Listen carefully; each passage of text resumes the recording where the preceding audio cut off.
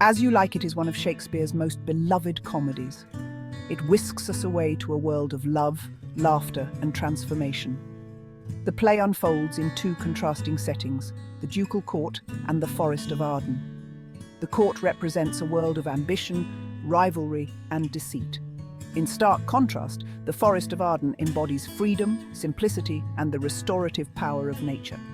Shakespeare masterfully uses these contrasting settings to explore themes of love, identity, and the human condition. The play begins in the court, where we meet Duke Frederick, who has usurped the throne from his older brother, Duke Senior. Duke Senior, banished to the Forest of Arden, lives a life of exile with his loyal followers.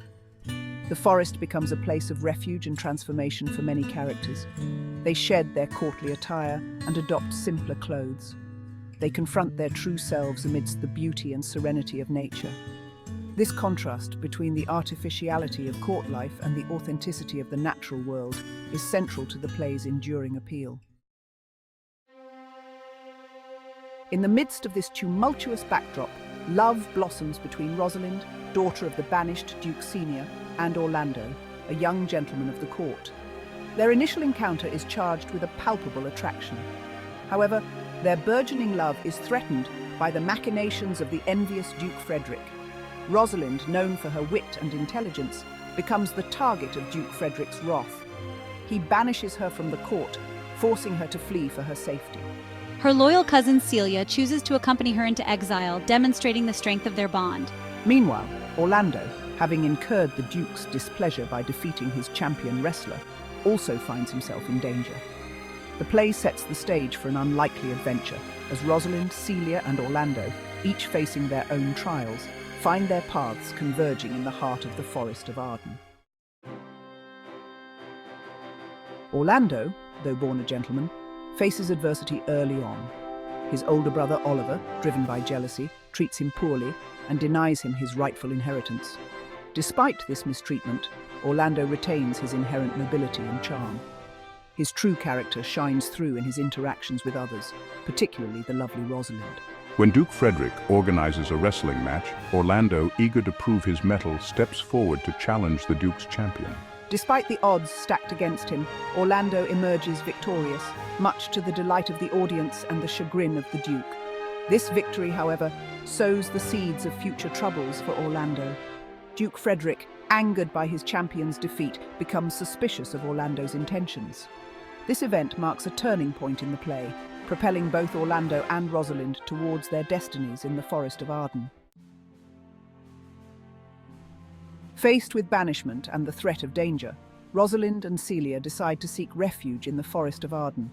Realizing the perils of revealing their true identities, they decide to adopt disguises as a form of protection.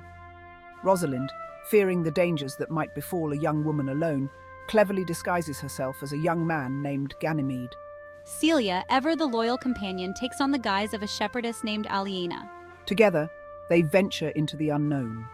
Their friendship a source of strength and comfort amidst the uncertainties that lie ahead.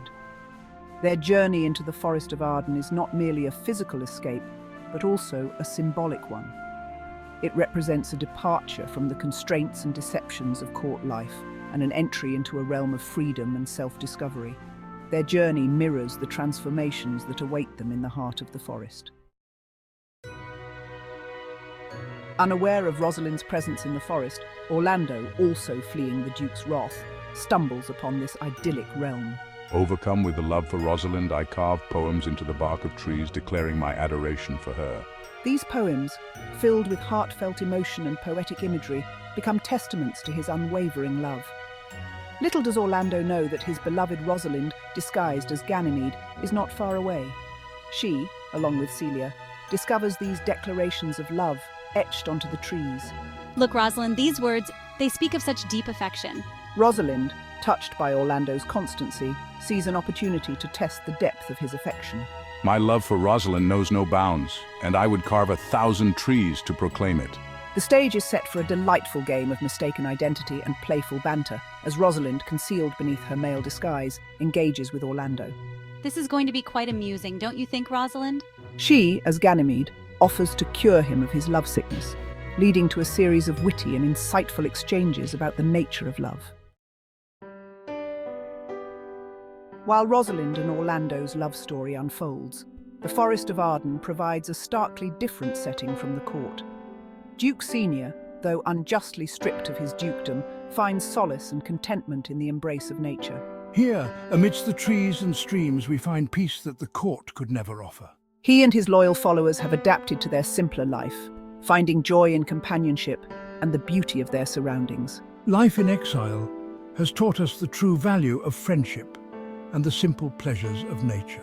Duke Senior's philosophical outlook on his exile stands in sharp contrast to the ambition and greed that permeates the court.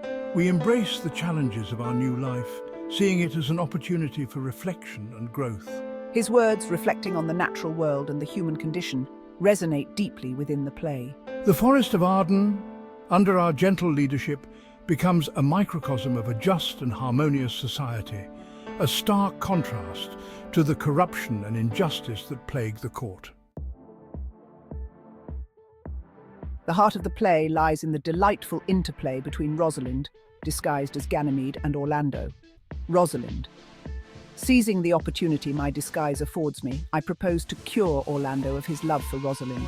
She suggests that he woo her as Ganymede, pretending that he is Rosalind. Orlando. Though initially hesitant, I agree to this unconventional arrangement.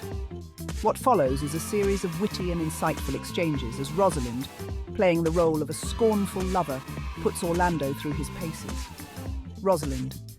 Through our playful banter and staged courtship rituals, I impart valuable lessons about love, fidelity, and the complexities of human relationships. These scenes, filled with humour and disguised emotions, reveal the depth of Rosalind's intelligence and her deep affection for Orlando. She uses her disguise not only for protection, but also as a means of testing the sincerity of Orlando's love and guiding him towards a deeper understanding of their shared affection. While the love story of Rosalind and Orlando takes centre stage, Shakespeare populates the Forest of Arden with a cast of memorable supporting characters. These characters, each with their own quirks and desires, add depth and humour to the play's already rich tapestry. Touchstone, Touchstone, the court jester, provides sharp wit and cynical observations, a counterpoint to the romantic idealism of the lovers. We encounter Jacques, a melancholy lord attending Duke Senior, who observes the world with a detached amusement. His famous "All the World's a Stage" speech encapsulates his contemplative nature and offers a broader reflection on the human condition. Phoebe, and we are introduced to the charmingly rustic characters of the forest.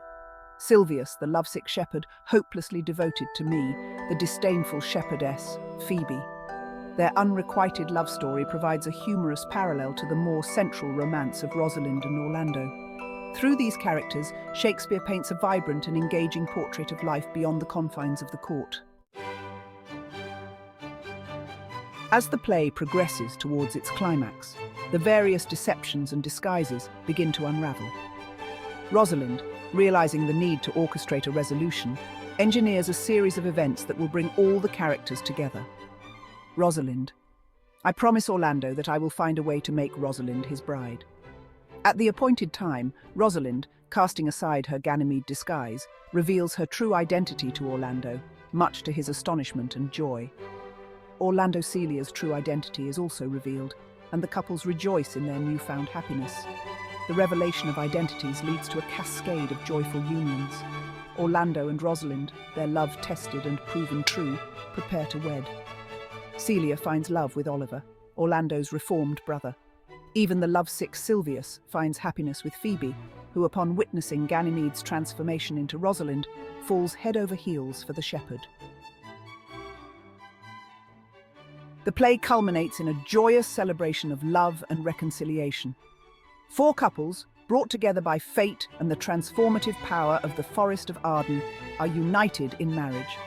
Duke Senior, Duke Senior, restored to my rightful place, return to the court with my followers, leaving the Forest of Arden to its idyllic tranquility. As You Like It, with its charming characters, witty dialogue and timeless themes of love, identity, and the restorative power of nature, continues to captivate audiences centuries after it was written. Shakespeare's masterful blend of comedy, romance, and social commentary creates a world that is both entertaining and thought-provoking. touchstone.